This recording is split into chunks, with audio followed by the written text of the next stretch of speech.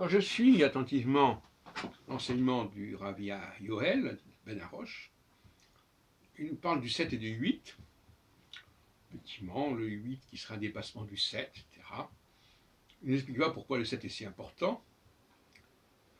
Apparemment, c'est lié au cycle de Saturne, qu'on peut diviser en 4 fois 7 ans. Le cycle de Saturne étant de 28 ans. Pourquoi la division en 4? Parce que tout simplement, tous les cycles sont divisés en 4. Même le cycle de la Lune, pleine Lune, nouvelle Lune, quartier de Lune, premier quartier, deuxième dernier quartier. Donc ça, c'est pas très développé chez lui. Alors, d'un autre côté, c'est vrai que le 8e jour, c'est le dépassement du 7, qu'on retrouve effectivement dans le 7 qu'on retrouve dans le songe de Joseph, le songe de Pharaon interprété par Joseph plutôt. Mais c'est aussi le retour au même jour de la semaine. Je suis né un lundi, je serai circoncis le lundi suivant. Bon, passons. Et un autre aspect qui m'interpelle chez Yoel, quand il parle de la répétition. Alors il dit effectivement, c'est vrai que la notion d'émetteur-récepteur qu'il développe m'intéresse beaucoup, tout comme celle de sensorialité qu'il développe aussi pas mal, tout comme celle de l'idée que les Juifs sont un canal fondamental pour l'humanité, oui, d'une certaine manière, mais peut-être pas de la manière dont ils le pensent. Mais je resterai sur cette idée actuellement de la répétition.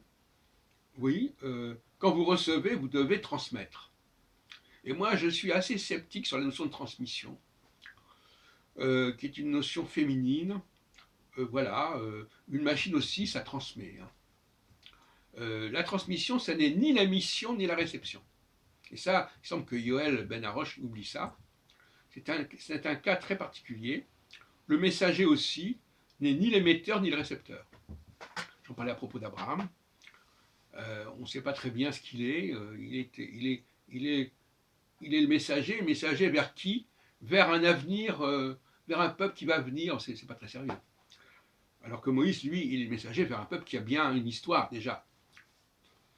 Donc, à mon avis, c'est cette histoire d'Abraham, c'est une histoire inventée par les Israélites, puisqu'ils ont interpolé et complètement trafiqué le texte biblique, notamment le Pentateuque, en voulant faire penser que finalement, ce qui est important, c'est pas le peuple, c'est pas le passé qui est important, c'est l'avenir. Voilà. Et c'est tout le débat. Hein. On reproche aux Juifs d'incarner le passé, et on dit oui, mais Abraham, lui, il parle de l'avenir. Bon, ben, justement. Et à ce propos, en terminant, je dirais que pourquoi n'est passé de Yahoud à Yahou pour supprimer le Dalet, et le Dalet, ça permettait d'éviter de rapprocher le nom de Dieu de celui des Yehudim. Or, comme les Israélites détestaient les Yehudim, eh ben, ils ont voulu supprimer ce qui permettait le rapprochement entre de Dieu, Yahou, et qui est devenu Yahou au lieu de Yahoud, et les Yehudim. Donc le Rav Yoel, il ne sait pas très bien où il met les pieds. Hein.